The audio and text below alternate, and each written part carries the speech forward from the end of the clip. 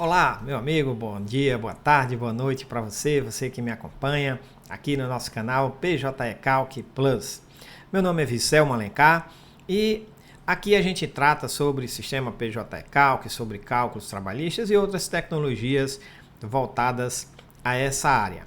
Pois bem, se você ainda não é inscrito, inscreva-se aí no canal, marque o sininho para você ser notificado sempre que a gente publicar um vídeo novo. E se esse vídeo for relevante para você, dê o seu joinha aí, faça suas perguntas também, seus comentários aí, para que a gente possa ter esse feedback.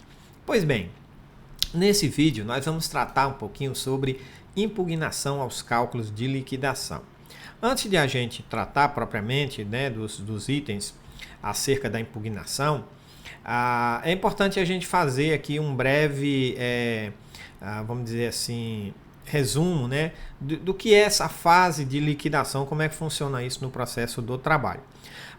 Nós temos duas situações. Quando a sentença é prolatada, é proferida pelo juiz, essa sentença ela pode ser líquida ou ilíquida, ou seja, ela pode já vir com o cálculo de liquidação, com a planilha de cálculos, com o memorial feito pelo perito ou feito pelo contador da vara, e ela pode ser também ilíquida, e nesse caso a liquidação, a conta de liquidação será elaborada após o trânsito em julgado dessa sentença, ou seja, quando não couber mais recursos, ele vai para a fase de liquidação e aí são feitos os cálculos, são elaborados o cálculo, o memorial de cálculos para as partes se manifestarem.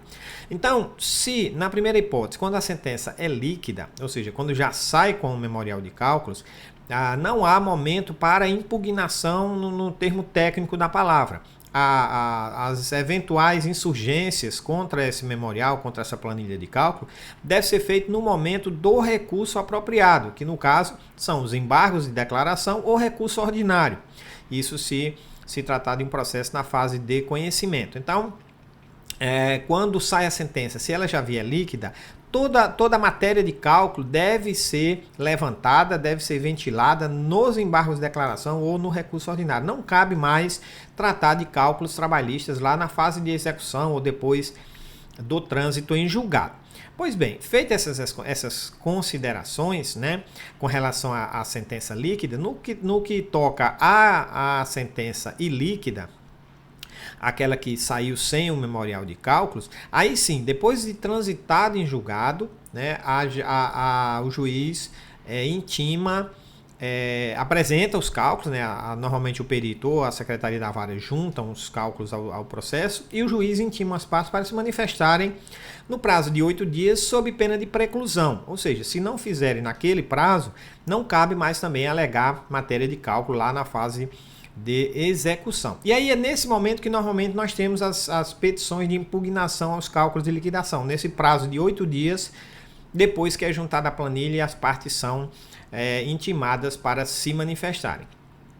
Pois bem, aí considerando, né, a experiência que a gente tem como servidor, a gente vê muitas petições de impugnação aos cálculos e a gente queria trazer aqui, eu quero trazer para vocês alguns aspectos, né, que podem te ajudar na hora de você elaborar essa peça, né, como você ser mais assertivo na hora de você apresentar uma impugnação aos cálculos de liquidação. Então eu tenho aqui, eu vou mostrar para você aqui, eu vou compartilhar aqui para você, com você, um pequeno checklist, né? Antes disso, só voltando um pouquinho nessa parte aí que eu falei do recurso, né? Às vezes acontece também que a sentença sai líquida, né? Mas aí tem recurso e no tribunal há a reforma dos cálculos ou há a reforma da sentença que por consequência reforma também os cálculos, né? E nesse caso também há essa fase de liquidação, porque houve uma alteração do julgado pela instância superior.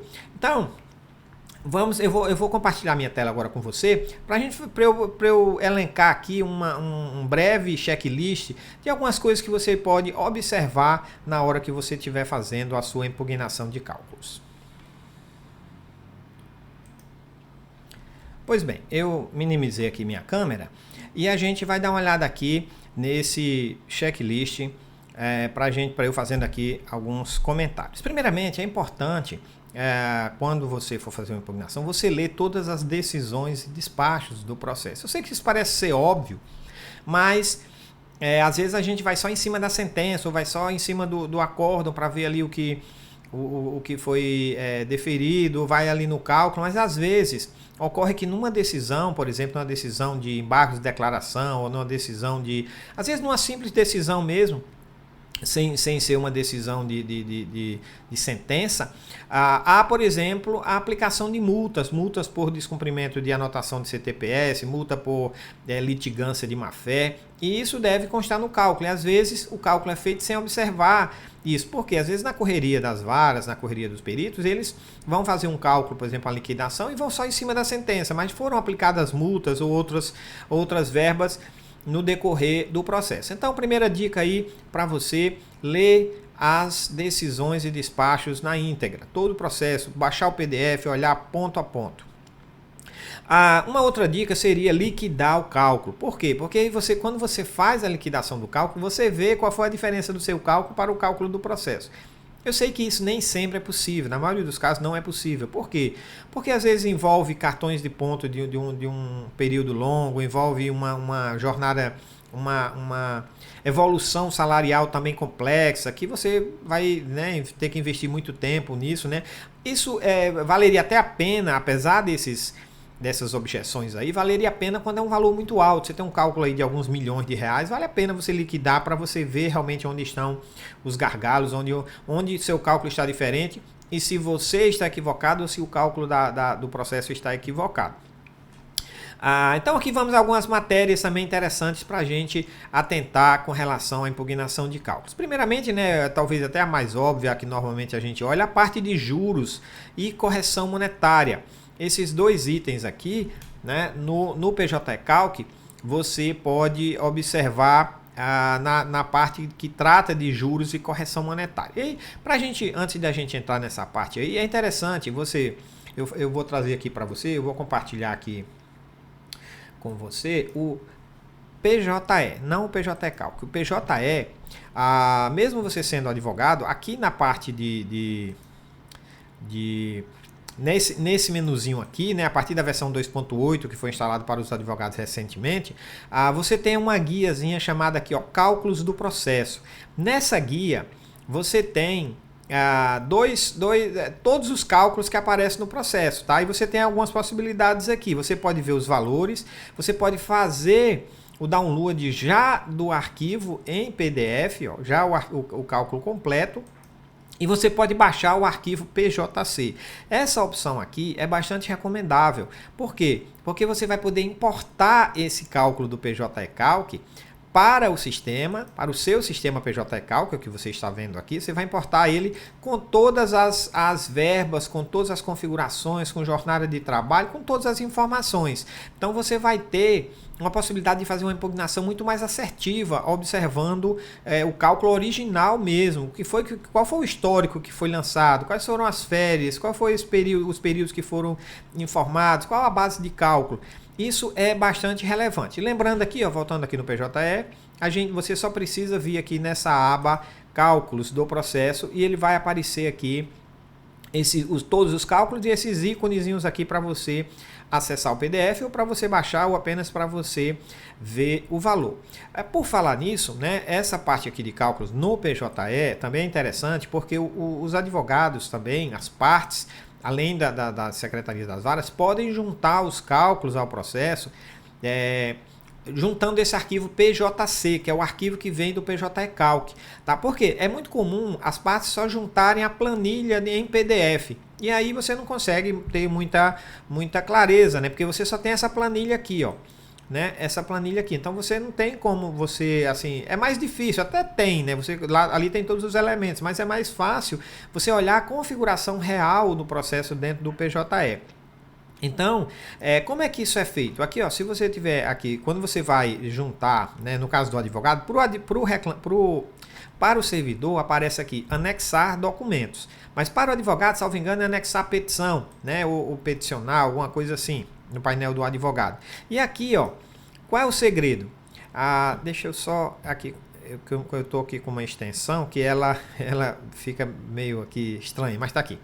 Nesse lado esquerdo da tela, para o advogado, aqui ele vai aparecer a parte de peticionamento mesmo, né? Dele escrever aqui aquele textinho da petição. Quando ele salva isso daqui, do lado direito tem essa guia anexos, que é onde ele vai juntar os PDFs. E é aqui que você vai inserir o arquivo do PJ-Calc, tá? Tanto o PDF quanto o PJC. Então você vai clicar aqui, ó, em arquivo, vai selecionar um relatório, o relatório, né, em PDF. Depois que você seleciona o relatório em PDF, aí aqui no tipo de documento você coloca planilha.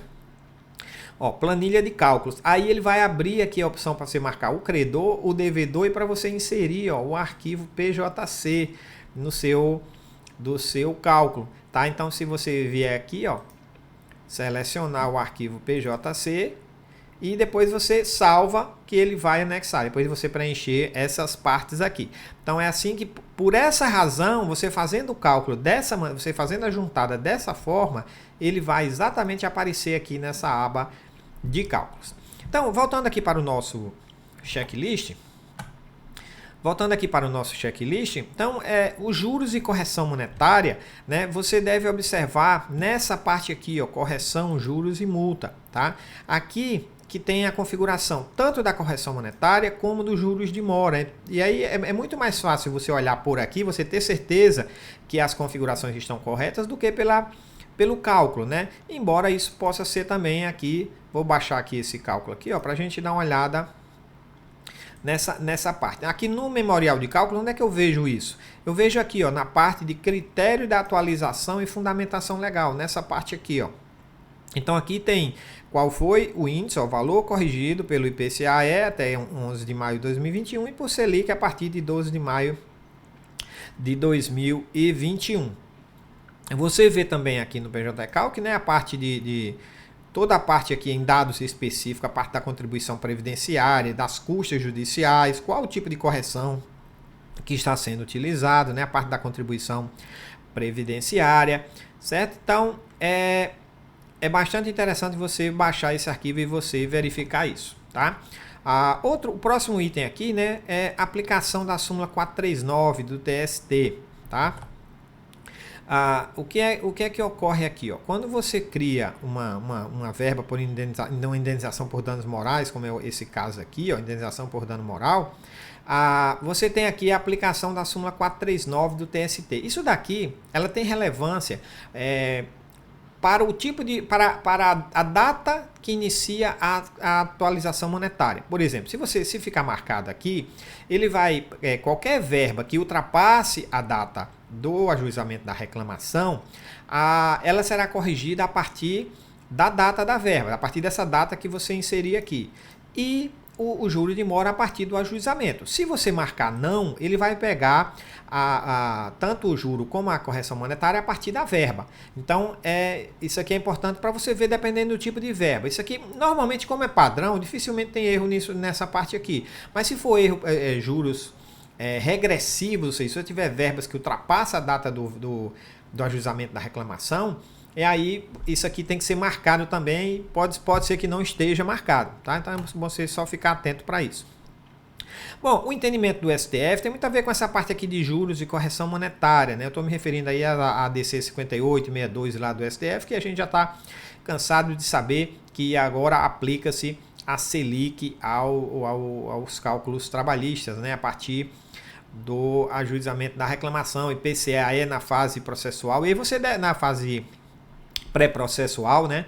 E aí você tem que ficar atento também para aquela modulação que tem lá nessa ADC com relação àqueles processos que já transitaram em julgado, né? Por quê? Porque pode acontecer, né, de alguém resolver aplicar Selic para um processo que não cabe Selic, por quê? Porque já tinha transitado em julgado, porque a sentença já especificou que é juro de 1%, né? E aí, falando dessa parte de juros, eu quero até mostrar para você aqui uma ferramenta bastante interessante para você que é nosso assinante do CCT, né? O CCT é o nosso clube do cálculo trabalhista.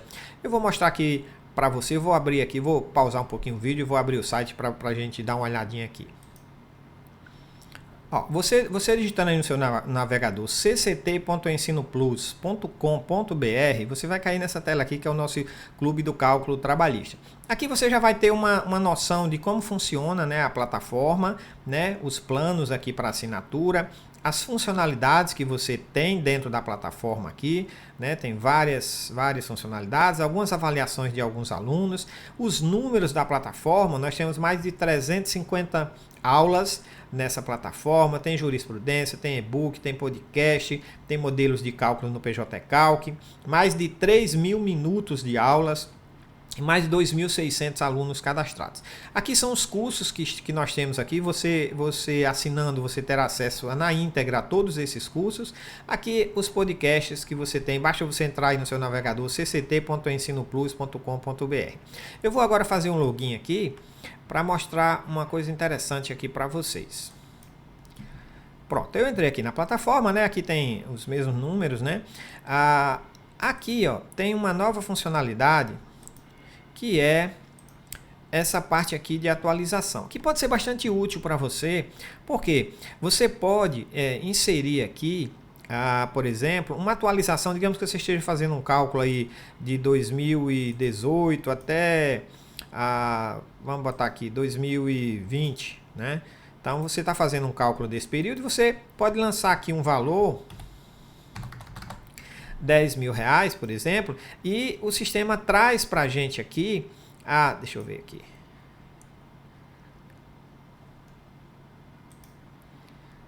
Pronto, é porque eu não tinha colocado aqui a data, mas você pode atualizar aqui, dizer, né, o período que você quer atualizar um certo valor, e ele vai trazer aqui os valores atualizados.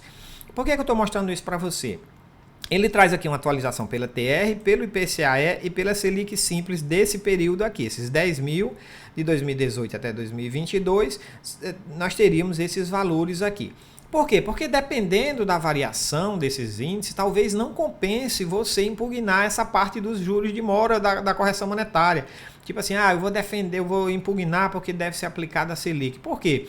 Porque pode ser que, dependendo do seu cálculo, seja mais prejudicial para você aplicar Selic do que aplicar IPCAE. Eu estou falando isso assim de uma forma genérica, né?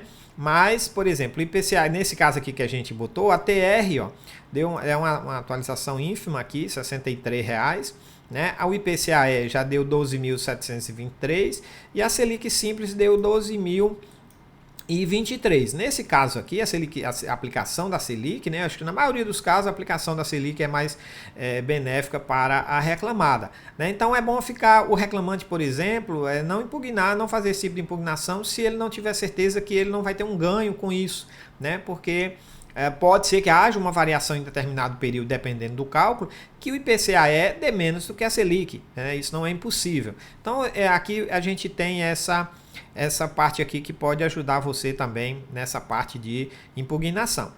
Outra observação também é a questão da Fazenda Pública. A Fazenda Pública, depois da publicação da emenda constitucional número 113, passou-se a aplicar também Selic para os débitos da Fazenda Pública. Então você que tem processos contra Estado, municípios, contra a União, né, a atualização também deve ser para a Selic, pela Selic com base nessa emenda 113, emenda constitucional número 113. Então é interessante você ficar de olho também nessa mesma parte do PJ Calc, que trata aqui de correção, juros e multa, né? Qual o índice que está sendo aplicado aqui na parte de juros de mora, se for contra a Fazenda Pública. Próximo item aqui, né, a dedução de valores. Você tem que ficar, é interessante você ficar sempre atento dentro dos contra-cheques, dentro da sentença. A sentença é bem comum ela trazer um tópico dizendo que todos os valores com o mesmo título devem ser descontados, né? Aqueles que foram efetivamente pagos durante o contrato de trabalho. Isso ocorre muito com horas extras, né?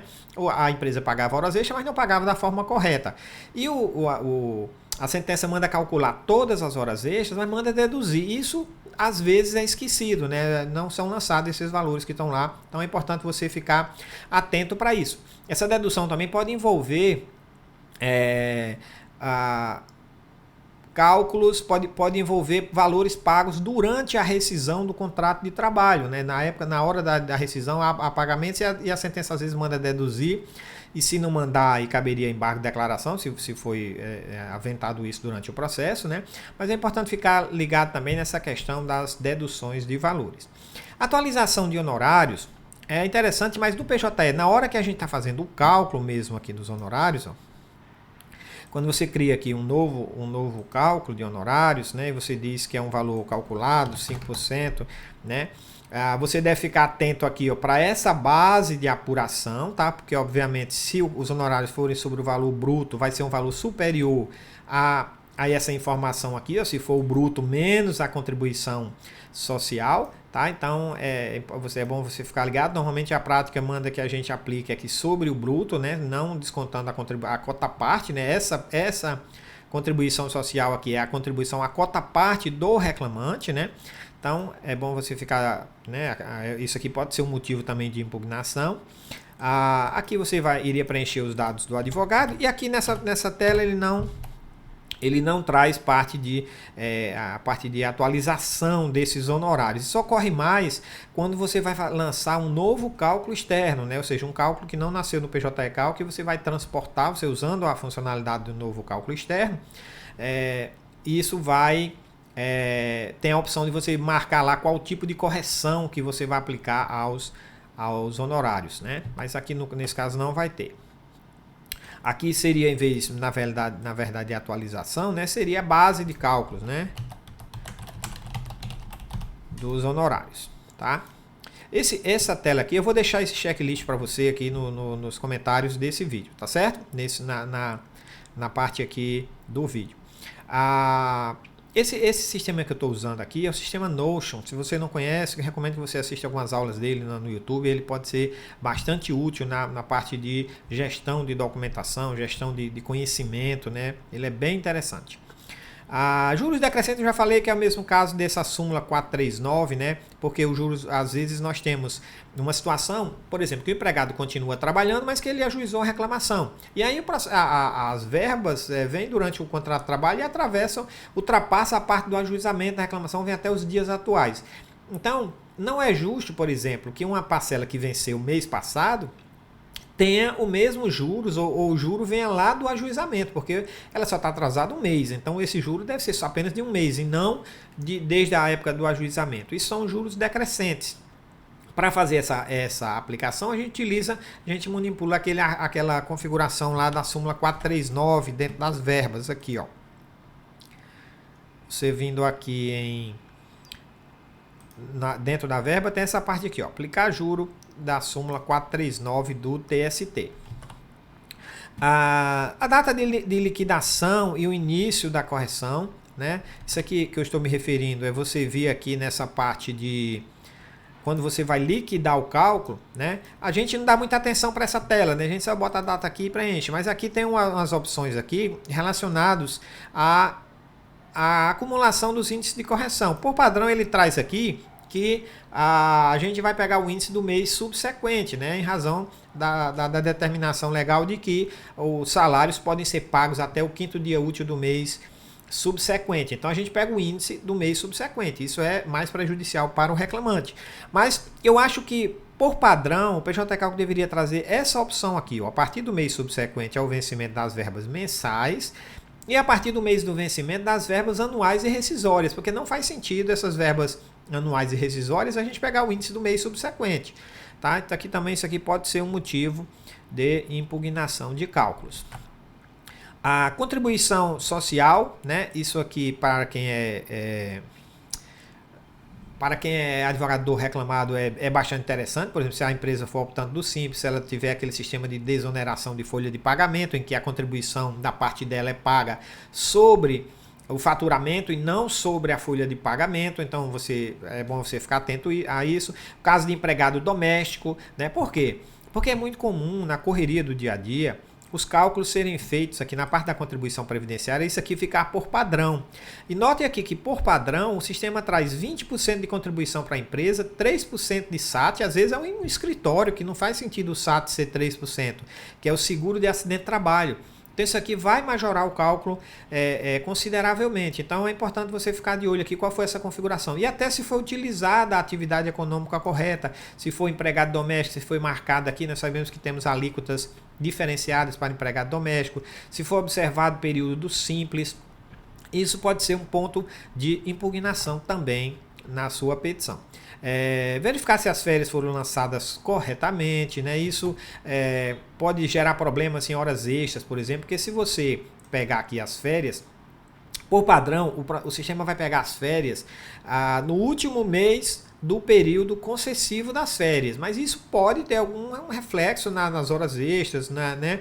Por exemplo, digamos que não foi aquele mês efetivo que ele saiu de férias, mas naquele mês ali ele fez muita hora extra, então aquelas horas extras não vão contar, porque o sistema vai entender que ele estava de férias. Então, sempre dá uma analisada nessa parte de férias e faltas dos empregados também, tá? O histórico salarial, isso é praxe, né? Você verificar se os históricos foram lançados da forma correta, você entrando aqui em histórico salarial, verificando se os valores lançados aqui estão de acordo com os contra-cheques, né? Com o que foi determinado em sentença, isso é praxe, é tranquilo, né? O critério de apuração da jornada de trabalho, né? Você vindo aqui no cartão de ponto, se tiver cartão de ponto, né? Esses critérios aqui, ó, né? Por exemplo, houve determinação para aplicar que tipo de hora extra foi concedida na sentença. Por exemplo, foi concedido o critério mais favorável, ou seja, quando ultrapassar a 8ª ou a 44ª, ou foi simplesmente mandado calcular horas extras diárias, porque isso faz uma diferença no cálculo, né? Quando você marca o critério mais favorável, o sistema vai pegar o que for mais favorável ao autor, ou seja, se naquela semana der 44 horas semanais, der 10 horas semanais, 10 horas extras semanais, e se for considerar o critério diário só der 2, ele vai pegar o semanal. Então é bom sempre você ficar atento nesse critério aí, qual é o critério que a sentença determinou e qual que foi aplicado no PJ Calc aqui, utilizando essa parte aqui das formas de apuração. Lá no nosso CCT, nos cursos do PJ Calc Plus, eu trato tema por tema aqui, a gente discute várias coisas sobre isso também. O critério de apuração da jornada de trabalho, foi esse agora que eu falei.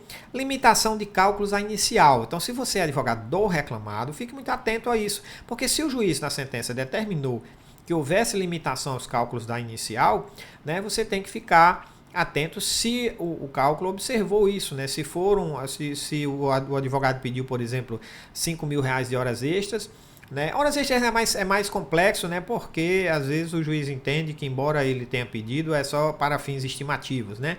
Mas uma verba mais específica, né?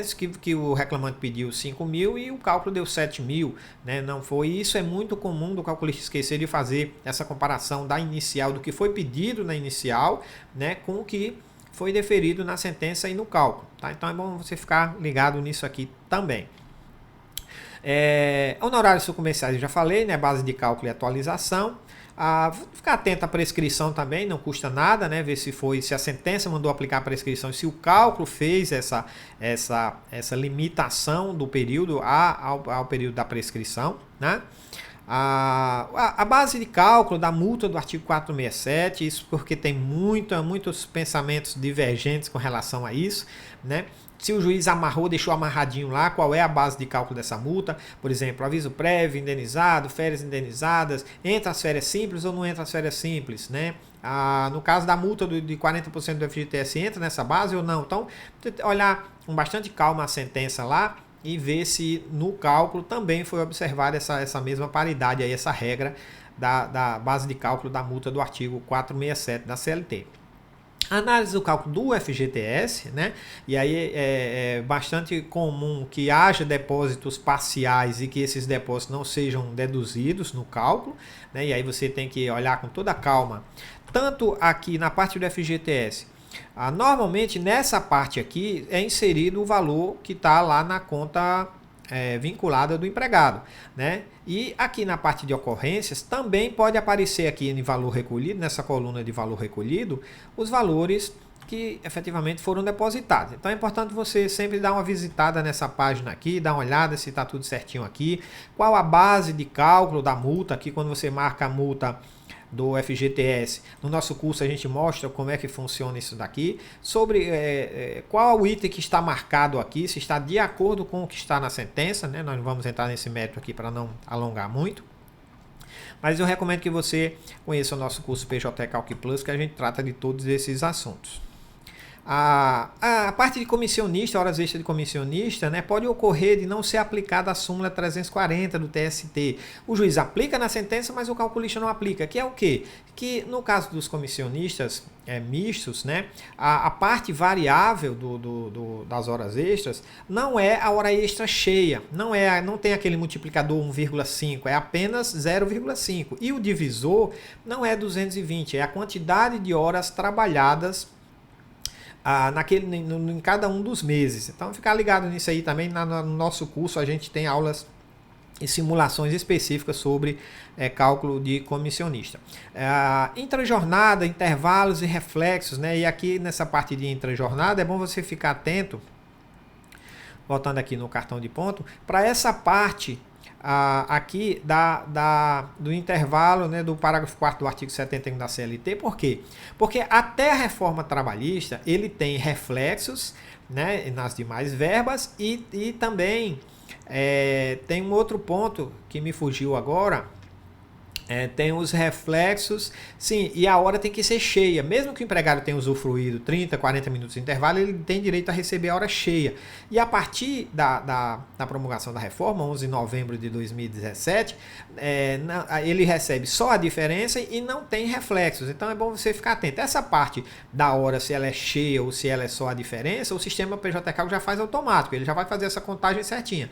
Mas a parte dos reflexos, você vai ter que ficar atento, porque só tem reflexos até a data da reforma trabalhista. Isso pode ser motivo também de aplicação de impugnação dos cálculos, né? Que é essa opção aqui. E por fim aqui, né, eu quero trazer alguns comentários, algumas observações na qualidade de servidor na Justiça do Trabalho. Eu vejo muitas petições de impugnação de cálculos e eu convido você a fazer uma reflexão sobre essas petições. É importantíssimo que essas petições primem por alguns princípios básicos da escrita, que é a clareza, a concisão, a limpeza nas ideias, né? Vamos dizer assim, petições agradáveis de ler. A leiturabilidade dessas petições precisa melhorar muito. A gente tem muita dificuldade quando a gente vai fazer impugnação de cálculos e é comum quase todos os servidores da Vale torcer o nariz quando vê impugnação de cálculo. Primeiro, né? Por quê? Porque todo mundo tem aquele bloqueio de que não entende de cálculo. Então, vai empurrar para o gabinete, né? Que também, às vezes, é alguém que não tem tanta proximidade com o cálculo. Então, quanto mais clara, quanto mais simples, quanto mais direta for a sua petição de impugnação de cálculos, mais probabilidade de êxito você terá nessa impugnação. Eu vou mostrar para você aqui, fazer uma breve pincelada aqui, como é que você poderia fazer para você melhorar essas petições, fazer de uma maneira mais limpa, né? Acho que a palavra é essa. Eu vou compartilhar aqui uma outra tela para eu mostrar para você como seria isso. Pois bem, eu estou aqui com o Canva, né? Se você não conhece o Canva, é uma ferramenta fantástica para você fazer alguns elementos visuais, né? Isso está muito em voga atualmente, né? Como aplicar design ao direito do trabalho. Eu estou atualmente fazendo um mestrado na UFRN aqui, em que o tema da minha dissertação vai ser sobre essa aplicação de design ao direito, né? E aqui eu vou trazer alguns conceitos muito elementares, muito básicos e muito intuitivos mesmo, né? Para que você possa de repente ter uma impugnação de cálculo mais bem elaborada. Por exemplo, aqui eu fiz na primeira página aqui, ó, na primeira página da petição inicial, eu fiz uma coisa muito simples aqui, né? Com um cardzinho aqui com a impugnação de cálculos de liquidação e aqui uma barra de apoio, né, com uma fundamentação, que essa fundamentação não é nem relacionada a isso aqui, é só para a gente ter uma noção de como pode ser feito. Notem que aqui, né, já dá uma ideia para quem vai apreciar a sua petição de uma coisa agradável de ler, né, ver aqui, esse aqui é um artigo, ele só vai ler se ele achar que tem alguma relevância, né, não vai ficar aqui poluindo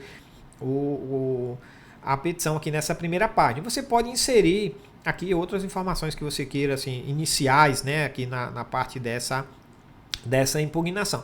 Mas a parte mais importante, que eu acho que poucas as pessoas fazem em suas petições, né, é apresentar um sumário, um resumo da sua impugnação. Por quê? Se você fizer aqui, ó, nesse estilo, tá? Você criar um sumário, ou um resumo, ou uns tópicos aqui, ó. Por exemplo, você vai tratar de atualização monetária, então você cria um tópico, atualização monetária, e um subtópico. Por quê? Porque a leitura no computador é diferente da leitura impressa. Então a pessoa vai em cima daquelas coisas que estão mais destacadas. Você não pode cair na tentação de destacar tudo, né? Encher de negrito e itálico e amarelo e acaba não destacando nada. Você vai destacar os pontos mais importantes. O que é que eu quero destacar aqui nesse momento?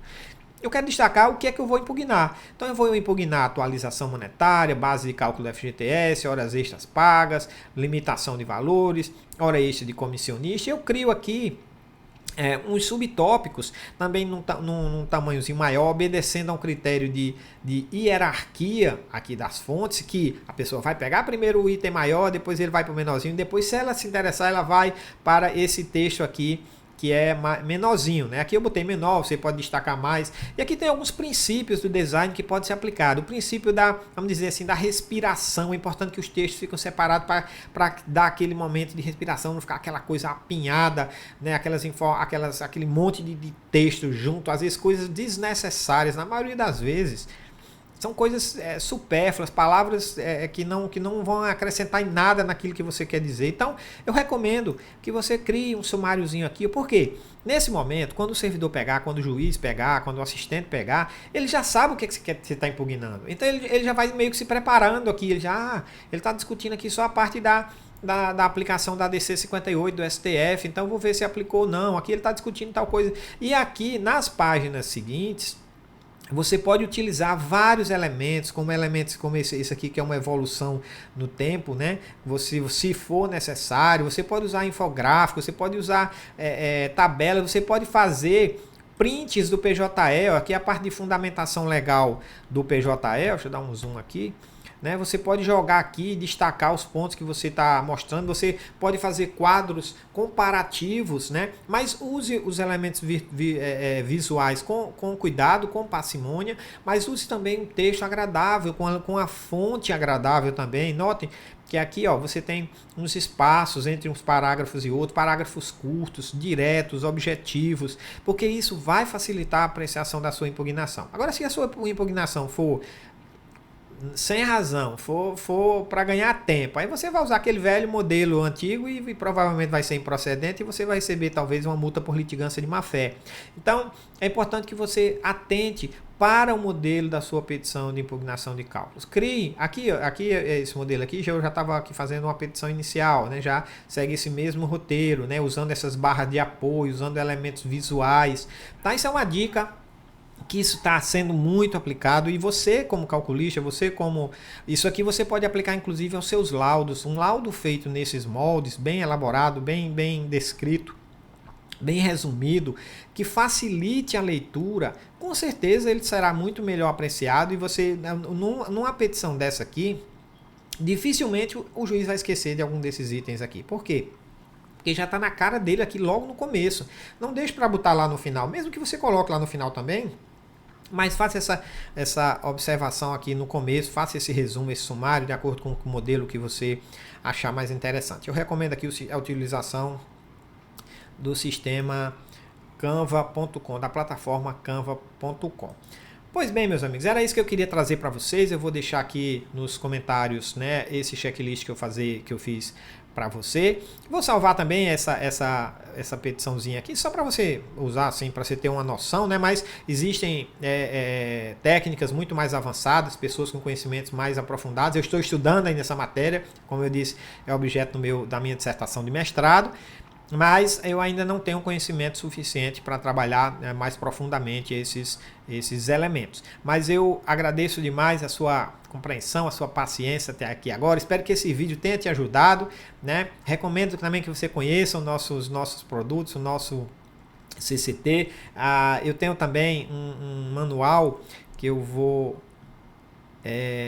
Manual de Cálculos Trabalhistas com aplicação ao PJ-Calc, um livro bastante interessante, tem a versão impressa, tem a versão e-book, e eu espero que isso te ajude aí no teu dia a dia. Não esqueça de dar o seu like aí, compartilhe, inscreva-se no canal se você não for inscrito.